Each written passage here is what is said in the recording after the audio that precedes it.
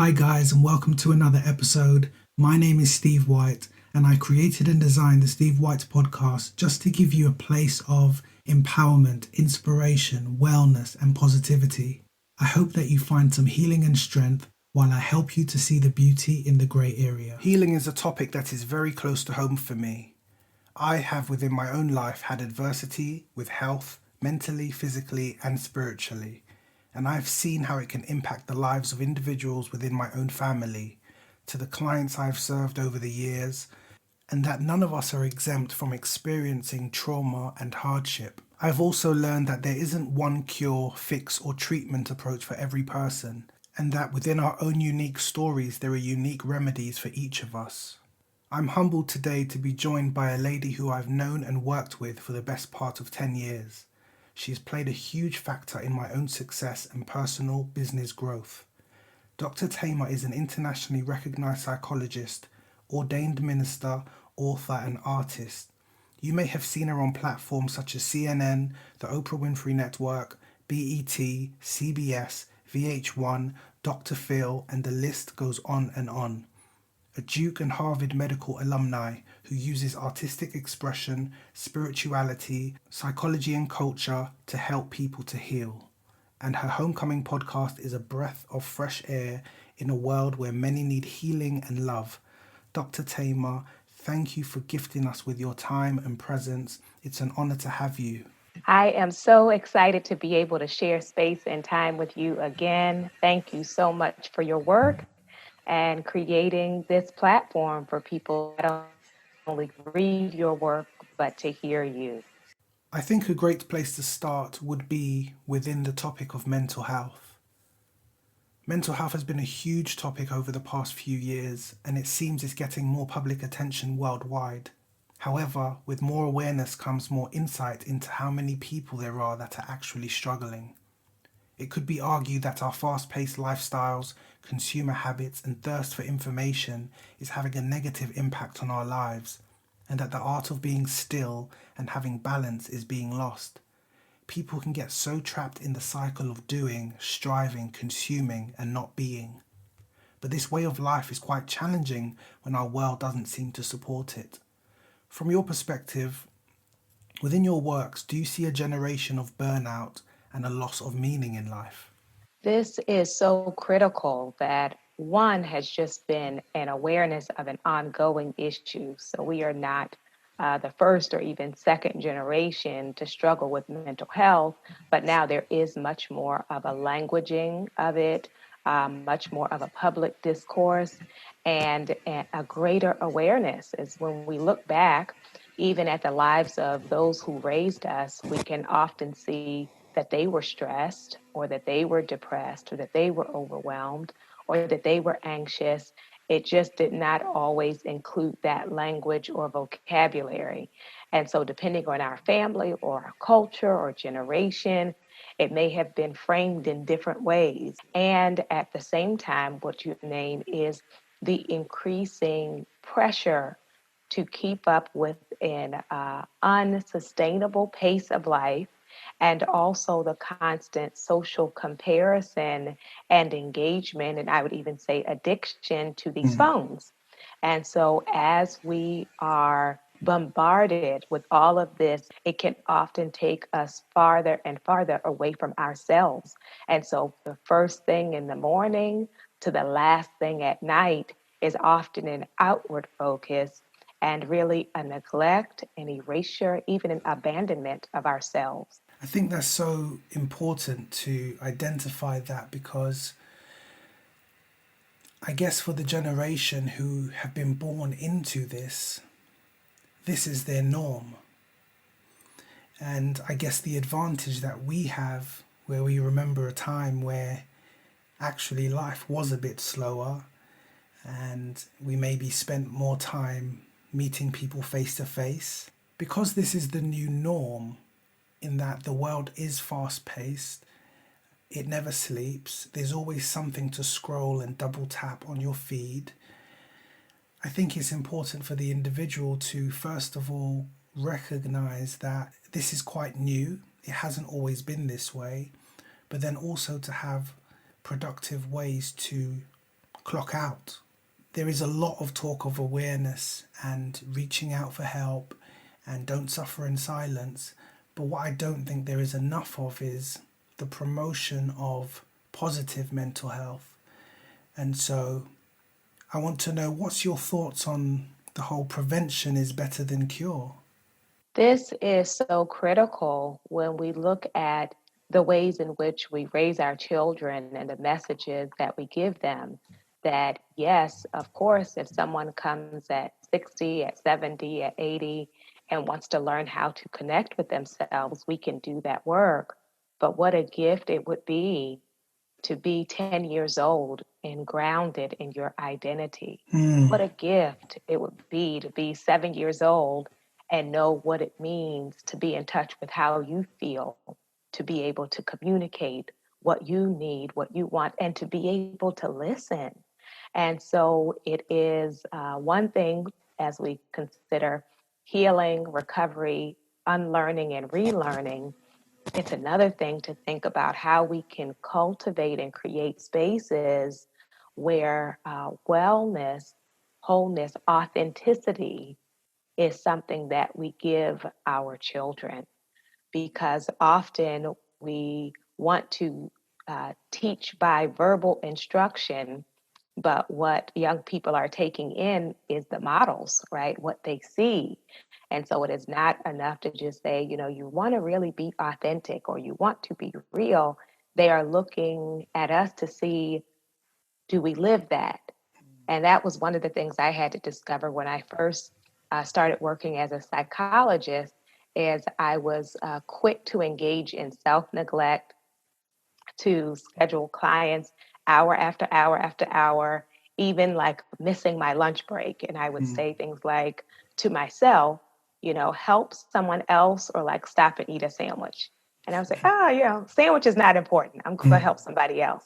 But what that did is create a climate of hypocrisy, because I'm sitting there talking to people about their worth, about their value, about the importance of self care, as my own stomach is growling, right?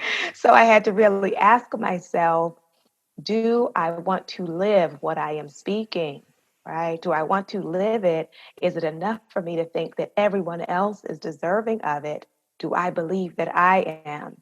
And so many of us, whether you're a therapist or not, if you are a caretaker, a giver, a lover, a nurturer, then often you are thinking about others first, which many of us culturally or religiously were taught to do. But we can, in the midst of that, not recognize the needs of our own bodies, our own souls, our own mental health. And so it really begins from within, not just to give lip service to it, but to dare to believe that we are authentically worthy of care.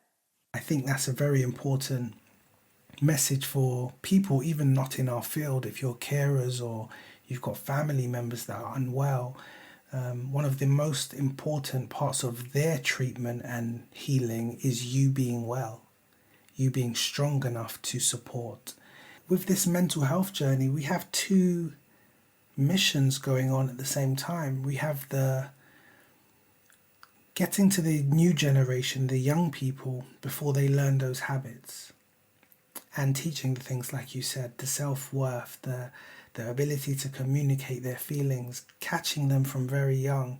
But then on the other side of the spectrum, we have people who weren't gifted that opportunity when they were young, and now they're living the consequences of it. This really took me to one of your tweets that I've bookmarked for a very long time, and you basically said that a history of trauma can make you believe that you have to carry the weight of the world on your shoulders. But I hope you give yourself the permission to lay it down. Now, I'd like to break this down into two parts. The first part that really jumped out to me was the make you believe, because this insinuates that you believe it, but it may not be true. You feel it, but it may not be real. You're experiencing it, but it may not be the true definition of what actually is happening in your mind or in your body or in your spirit. Certainly. In the moment or seasons of trauma, we were not rescued. In the moment or seasons of trauma, we were not protected. In the moments and the seasons of trauma, there was not really someone, a person who we could rely on or depend on who would keep the atrocity or the violation or the neglect from happening. So, in that moment, no matter how young you were, you get the idea that no one is going to be for me but me. No one's going to fight for me but me. Even no one's going to love me, sometimes including me. And we can also get the idea not only because of the moment of trauma, but sometimes even those of us who may have disclosed or broke silence or shared what happened and were not met with support or care or were not prioritized. And so then that further deepens the belief that not only was I not protected, but I am not worthy or deserving of protection or care. And often that is coupled with a sense of self blame and shame. And so when you, on those small shoulders, are given, fed by the perpetrator and by society, this idea that both no one is coming for you and this whole thing is somehow your fault anyway, that's a heavy, heavy weight. And so what it teaches, this the falsehood it teaches a trauma survivor is I am not only responsible for everything I do, but I am somehow even responsible for what other people do to me. Mm. And sometimes this even gets spiritualized, this idea of people only reaping what they sow, or whatever harvest in your life, that somehow you made that happen. Like some people actually teach that and believe it, and that is a very harmful and false theology or spiritual belief. The truth is that people have free will, and there are people who will come and harm you. And because they harmed you does not mean you were deserving of that or you called that into your life, as some people have languaged it. Mm. So that becomes very problematic. But the attractiveness of that is if people can believe that, then they believe I can stop bad things from happening by if I just figure out the formula, right? If Mm. I just dress right and talk right and go to the right places and love God and be a good person, then bad things won't happen to me. So, how devastating it is to discover that that is not always the case, that bad things can happen to good people, that you can be somewhere minding your business and violation can happen. And so it is the myth of holding power in the moment that you were actually powerless. And that's an uncomfortable realization that there were moments in my life that I was not in control. And so, in order to be free, I have to actually come to an understanding of that truth, that I actually am not in charge of everyone around me and everything around me. And that is the mystery of life, but it also can be a source of liberation when we come to understand that truth. Thank you for sharing that. It's really true. Trauma does not discriminate. Just like any mental health difficulty or struggle, it doesn't discriminate whether you are wealthy or poor, no matter your nationality or your status. It can get you. And I guess this takes it on to the second part of the tweet where you say, give yourself permission. This would insinuate that you have the authority to choose a different outcome, to choose healing. And it sounds good, but I know there are people who are in that heavy space. And when you're in that space, it's thick, it's dark, and everything feels void of optimism. Sometimes they don't even feel like they have the strength to even fake feeling strong, you know? And so, how does an individual within this space give themselves permission? I so appreciate the question because I think it's critical and important for those who are in that space to know that I'm not only talking from like something I read in a book or something someone told me, but I too have been in that place of not believing I had a choice. And I can remember in my college years, a bunch of students went on a beach trip, and we were at the beach, and I was sitting on the beach, kind of looking out at the ocean. And I'm sure I must have had a very intense look on my face. And a guy, a classmate, walked by and he said, you look like you have the weight of the world on your shoulders. Hmm. And I rolled my eyes at him and said, I do. And, you know, I will share that in that moment, that would have been perhaps about a year or two after I had been sexually assaulted. And so in that space, it definitely didn't feel like there was anything I could put down or there was anything that I could release, right? That even my healing or recovery felt impossible or out of my hands.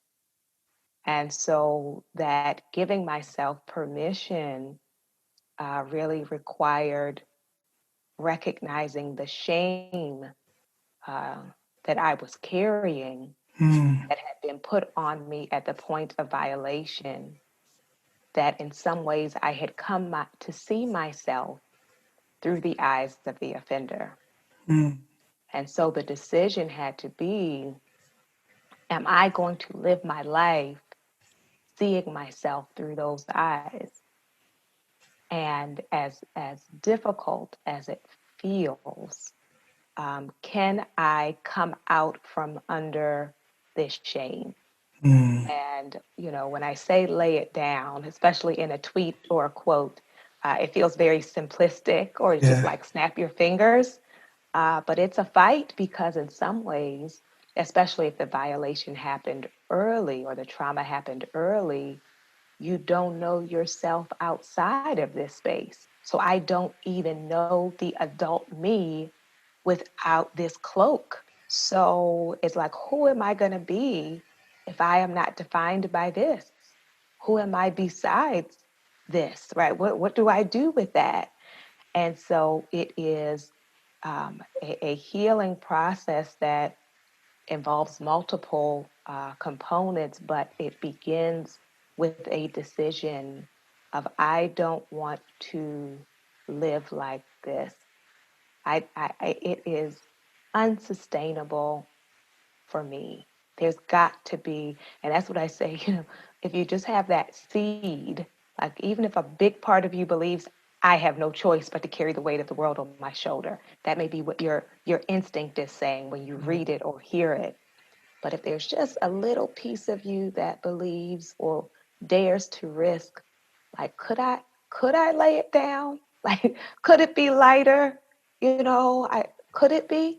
And risking uh, the disappointment, risking that in order to give myself permission uh, for therapy, permission to share my story, permission for me. I love the art, so permission to write poetry about it, permission to dance, to reclaim my body, permission to actually be honest in my prayers, to not pray surface prayers. But can I say like how I really feel? Can I say that for, permission? So at the point of violation, we are placed in a box. And then in the aftermath of violation, the box can become home. And so I risk uh, kicking through, pressing through the box so I can let some sun in, so I can let some help in, so I can let some love in. So one day I can even let some laughter in. The initial trauma is heavy enough, but the constant need to walk around in a mask and hide how you feel just adds more weight to it. The walking in a mask in public and pretending in public but suffering in private, that just makes the walk that much heavier. Why do you think that we have a tendency to discredit our feelings? It is a social norm to lie. We, we think about like the social script. When people say, "How are you?" the correct response is fine. And you? Like people are not really expecting you to give them a real answer. It would startle people if we started to answer honestly. How are you? Fine and actually not fine, exhausted, annoyed, overwhelmed, right? So when we say, why don't people really share? Often there is not an expectation that they will. We are taught to mask. And depending on our cultural heritage, sometimes people had to mask to survive. But then where is the sanctuary? Where is the safe place where I can speak truth and it be understood and people have the emotional capacity to sit with me, to honor the truth of what I'm feeling? And so some people were automatically raised to keep it quiet, or some people have had negative experiences where you try to share the truth. And as the quote from the movie said, some people can't handle your truth, right? That people have an idea about who you are.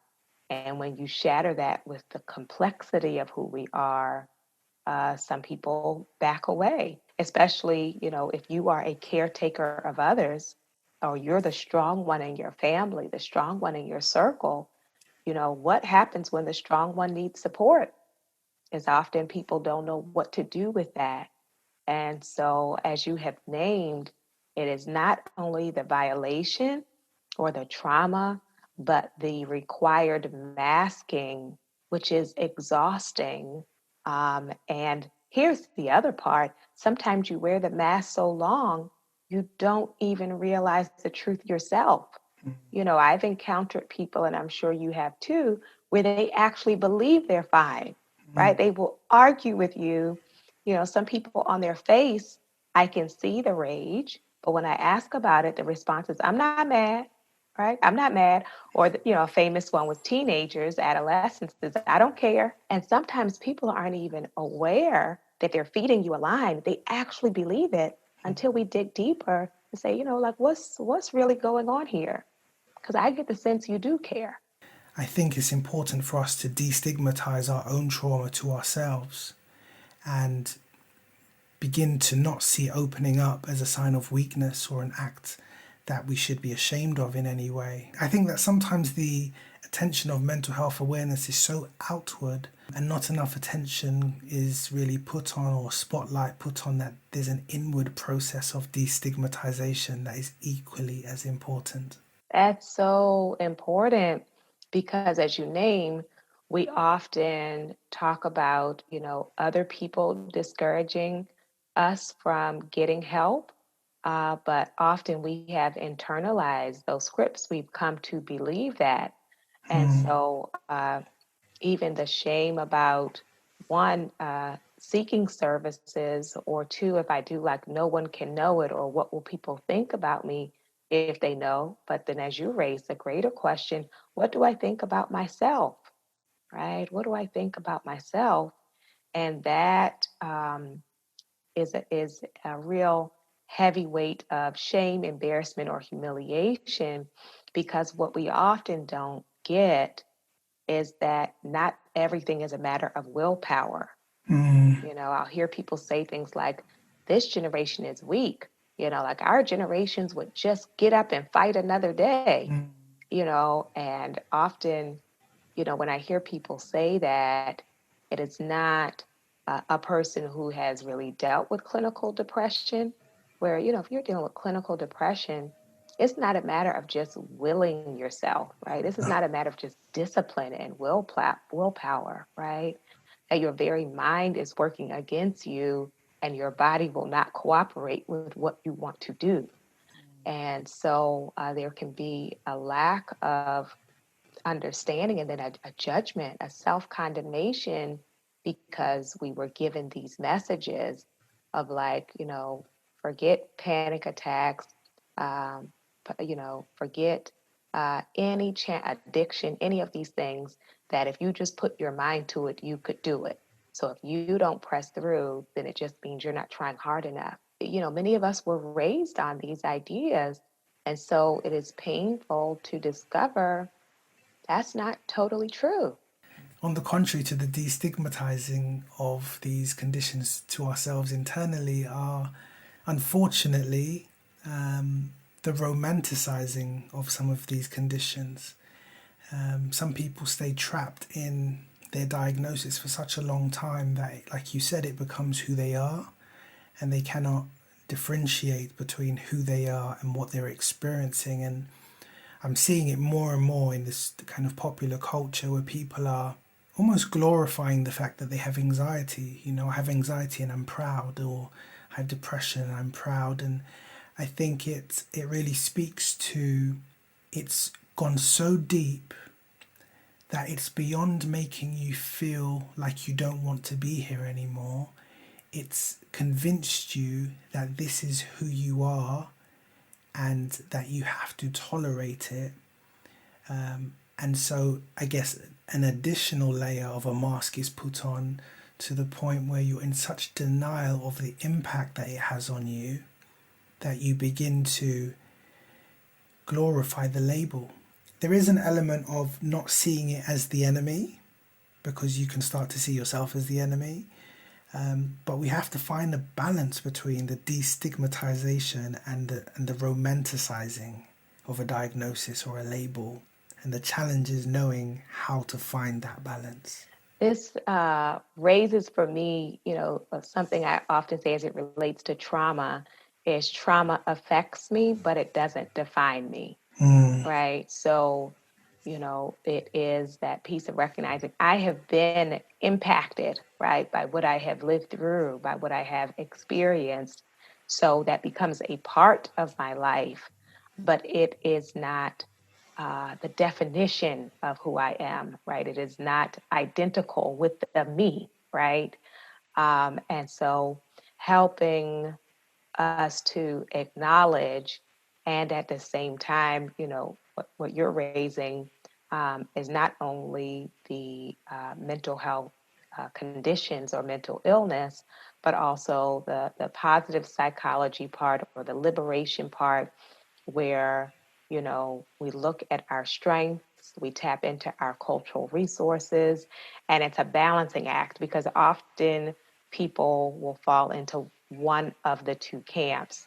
Either the people who focus on the positive to the point where they ignore uh, the painful parts, and we refer to that as spiritual bypassing, where it's like, I only like to focus on my blessings. I don't want to talk about anything negative. I don't want to watch the news. I don't want to know anything.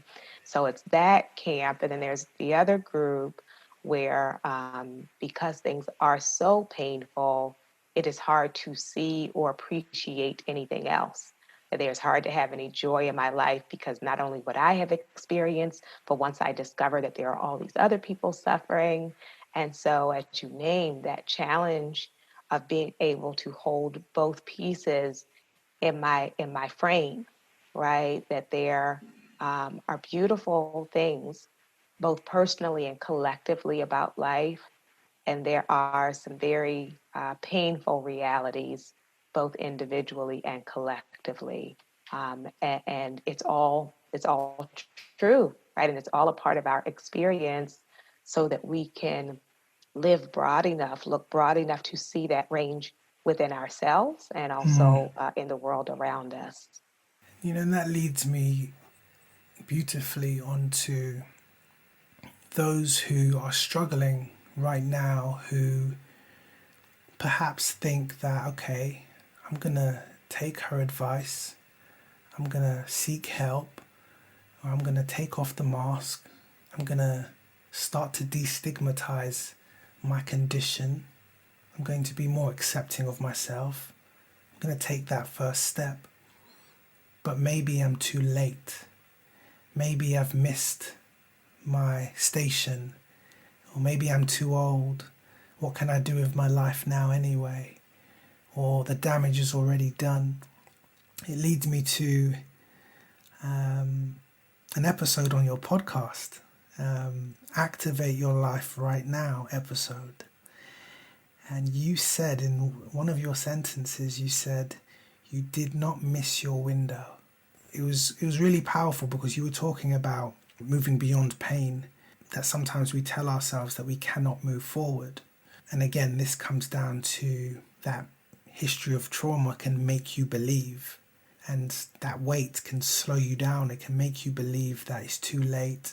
It can make you believe that there is no hope, or that you'll never get back to the person who you were before the pain, or you'll never be able to evolve beyond that person. But that sentence you said was so reassuring. If you did not miss your window. Yes, it is so uh, frustrating and distressing for us when we look back and all we can see is regret, right? If only I had been in a better place, I could have made use of that opportunity, or maybe that relationship could have worked, or I could have finished school, or, all of these things could have. And so we shift ourselves from being focused in regrets on the past and really seeing the gift of this present moment. So it is not about old doors that I walked past or got removed from, because if I am constantly looking back at those, I miss the doors that are in my present. And not only the outward doors of outward opportunities, but if I am still living, it's not too late for me to come home to me. It's not just about like what I can quote unquote achieve or attain in the material sense or in the social sense, but like internally in my spirit, in my bones, in my body, in Mm. my heart, right? That it's not too late for me. And then there will be a manifestation from that, right? That there's fruit that comes from that. There are so many people who, in their elder years, published their first book. So many people who in their elder years find their soulmate, right? Find their love connection at 70, right? So there are, people who have just launched their first business. And so, I get messages often from people who are in their 20s or early 30s, like feeling they missed it even in their 40s, right? Feeling like I missed it, or, just full of regret. And, we pull the lessons out of those regrets, right? What did I learn? Because one of the things I have discovered in my own life is what I call the divine retest. Some stuff I did mess up, and it may not be in that exact form, but something similar comes up again at some point in my life, and I have the opportunity to redeem the moment, right? To remember what I learned so I don't have to keep repeating that cycle, right? That I can do it differently, that I can show up differently, that I can treat myself differently regardless of the outer outcome. And so the present is a gift, and I won't waste it by continuing to look behind me. That's beautiful and so encouraging for anyone who is listening and feeling as though they've missed their window. I'd like to give you another perspective on, maybe ask yourself the question, who decided where your window is, or what your window is, or how long it is, or how long you have to go through it. Perhaps you are your window. Perhaps what you're experiencing right now is the breakthrough. Though it may be discomfort, and it may be heavy on the heart, and it may be feels like you are walking this road alone and that nobody can really understand how you feel. And maybe this is the thing that will propel you. Maybe it will put you in a position where you're not looking for people to open a door for you, but you build your own door. Maybe this will be the thing that, when you're on the other side of it, becomes a rope for other people to cling on to. Maybe the feelings you're feeling now are leaving footprints. It's very possible, it's very likely, and it's very common that what you're going through is the thing that will take you to your next level. I can speak from experience, and I know my dear sister, Dr. Thema, can also speak from experience on this, and that a lot of the greatest blessings and breakthroughs in life come from the wilderness. Your best days are ahead of you and not behind you. And so your window isn't necessarily what you think it might be. Rather, it's a reflection of who you are in this moment, and real intimacy with that part of you will give you openings to many different avenues in life, no matter your age, race, sexuality, or status, or story. I always say this is not how your story ends. It's so true. I love how you frame that. And it's an important reminder for us that sometimes, we mistake a chapter ending for the ending of the book, right? Or because this was written into this page of my life or these pages of my life, then the ending must be doom, right? And the ending must be horrible because of what happened in chapter 3. I did not have control over everything people wrote into my story, and I have the pen now, right? Mm. I have the pen, and I'm making some decisions about what I write into my life, right? And so it can have a surprise ending that when some people see, or if they know what happened in chapter 5 or chapter 4, even chapter 1, for those who were born into some very difficult circumstances, some people will make predictions about what the end of your story is, but they don't get to write it. They don't get to write it. And so, uh, surprise even yourself. Sometimes people are trying to prove things to the abuser or the one who left them or the one who rejected them, but to write it for you, Mm. of what do I want this chapter to look like? Where am I head? Where is this story going? And I refuse to let the offender or the villain in the story write my ending. I refuse. And again, that's giving yourself the permission to choose. And I guess, right now, our listeners they'll be thinking, this sounds great. It's probably very encouraging, and their spirit can feel slightly hopeful, but their circumstance is still the same. Nothing that you or I have said is changing their reality. What I want to ask you is, what are some practical steps that people can take, not in replacement of anyone's current treatment plans or care plans or medication, but what are some things that they can do day by day to take those baby steps to living a life that is more conducive to living a healthier mental life and spiritual life? So I would say the first thing is taking ownership to the extent that you can to how you start your day. And so a daily practice of starting your morning with meditation and or prayer to set the tone for your day, that you won't have control over everything someone says to you that day or what may even happen over the course of the day. But when I start my day from a grounded place, from a place of some nourishment, right, pouring into my well, then it allows me not to run on empty. And so for me, I said prayer or meditation because that's something that feeds me.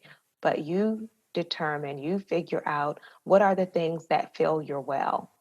And I remember working at a toxic job before, and I was coming into work one day, and the assistant director said, You always seem so happy, but I get the feeling it has nothing to do with this place. And I told her, you're right. You're right. Right. If I was looking for this place to make me happy, I would be miserable. So for those who are either living in a situation that's not really health promoting, or working in a place that is problematic, that there is still your interior life, right? And it doesn't make all of that stress outside of you go away. But when I feed myself, when I nourish myself, I show up differently. I respond differently. And even when arrows are pointed at me, they land differently when I have fed my well. And so, also, I would say boundary setting. Some of us, there are people who have access to you that are harmful to your mental health. And so there are some people listening who don't have a choice about that, and some people who do. So I would say if you're in a position where you can set some boundaries to do so, if you're in a situation where either you're financially dependent on them, or you are not emotionally or physically safe to step out of that place, to try to have your internal barrier in place where I remind myself not everything they say about me is true for me, right? It doesn't mean that every time I have to argue back or debate back, but an inner knowing, right? So I either need to limit my time with some people, or if I have to be around them, to not let each word continue to devastate me, to tell myself there is a different view of who I am. And then I would also say being willing to seek help. And so, whether that is therapy or a support group, an AA group, whatever that looks like, to not feel like you have to carry it by yourself. And the very last one I'll mention is the expressive arts. Arts have been crucial in my healing and self expression and rediscovering my voice. And so, whatever art speaks to you, whether that is craft and jewelry making or collage, if that is singing or dancing or poetry, that when you tap into your creativity, there is a freedom that exists there. And I invite you to explore that. That's great advice. Please, if that is you listening right now, I encourage you to take, even if it's just one step at a time, what Dr. Tamer has shared today, apply it to your life and try to be consistent in it. If it's something you do one day but you don't have the energy to do the next day, don't beat yourself up, but just try. And over time, you will see the benefits of her well informed advice, that's from experience, education, and I'm sure thousands of clients. Also, if you would, as a creative, can you paint me a picture of what healing beyond trauma looks like? So there is a beautiful concept called post-traumatic growth. And post-traumatic growth goes beyond symptom cessation or the stopping of symptoms.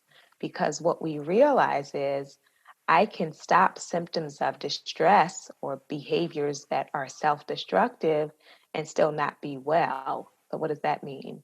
It means if someone comes in and says, well, I want to stop cutting, or I want to stop my reliance on alcohol, or smoking cigarettes, then we can address that and the person still not have any sense of joy, purpose, or fulfillment, right? So it is taking my journey or my recovery beyond stopping behaviors or symptoms of distress and actually considering purpose and meaning. Like, what am I on the planet for? What is it the great theologian Howard Thurman said? Do the thing that makes you come alive, because there are far too few people who are actually alive. And so that is your life force. Or Eve Ensler, who did the vagina monologues, she said women spend so much of their life healing from what other people did to them, what if we could use that time and energy to build, to create, to produce, to write, to manifest? So that is the growth in the aftermath of what we have lived through. And so post traumatic growth includes a greater sense of inner strength. It can enhance our spirituality. It can develop better relationships with people and a greater appreciation for each day and the life that we have. And so to aim for the fullness of life, not to only live in the aftermath of the shattered pieces. Sometimes people mistake it, and some people give the credit to the trauma, Hmm. and that's not what we want to do. And what that sounds like is when people say, "Oh, I'm glad I was beaten as a child. It made me a better person." Or "I'm glad the rape happened. Because of the rape, I'm now wise." Like that's problematic because then Hmm. you're saying, like, "Oh, then let's go do these terrible things to people. It will make them strong and wise," right? Hmm. And it ignores the fact that many people have had these experiences and they are not stronger and wiser, right? They are shattered. And so we don't give the credit to the violation, but we say that, we have used this opportunity, this moment to go deep within ourselves and hopefully with the support of others and or the support of the creator that we're able to craft a life out of that, which can be beautiful and which can have growth. That's wonderful. Great advice there. And so, as we conclude, I guess the only other thing that I think I'd like you to share today is, well, I'd like you to share a lot of things today because we could talk forever, but I know that there are individuals that will be listening, who are listening right now, who have a history of trauma, whether it be from abuse, loss, discrimination, abandonment, grieving lost time, perhaps on the verge of giving up on life because they feel there is no hope beyond their pain. What would you say to that person? To give yourself space, permission, freedom, compassion to feel what you feel. That often, as we were saying earlier, there is this pressure to mask or to hurry up and get over it, or some people say, like, shake it off and move on with your life. And none of those things are therapeutic or healing. And so, to heal a wound, I have to first acknowledge that a wound has happened and that the wound is still open, no matter how many years ago it was, that in some ways I am still bleeding, Hmm. right? And so uh, that recognition, not only of what I am feeling and how it has shaped my life, but compassion and understanding, because sometimes we'll say, I don't know why I did that, or I don't know why I do these things. It doesn't make sense. And usually, if we can look far enough into our history, then it actually makes sense. Like sometimes we are not as much of a mystery as we think we are, right? It actually makes sense that you sabotage relationships. It actually makes sense that you have problems with people in authority. It actually makes sense that you keep trying to medicate the pain or distract yourself with busyness, right? It actually makes sense. So then when I can connect those dots, then I'm able to start to shift my thinking about myself and to challenge those assumptions or those myths that I came away from those experiences believing. And so we also recognize that along with shift, um, grieving in terms of my feelings, giving space for my feelings, shifting my thinking, but then also healing in my body. There's a phrase people use now, a concept people use now called embodied healing, because we recognize we hold stress and trauma in the body. And so some of us have never said you were depressed, but you get migraines, right? Or you'll say, I'm not anxious, but you get nauseous, upset stomach. A lot of us have backache, dental problems from grinding the teeth. So the trauma and stress are literally in our bodies.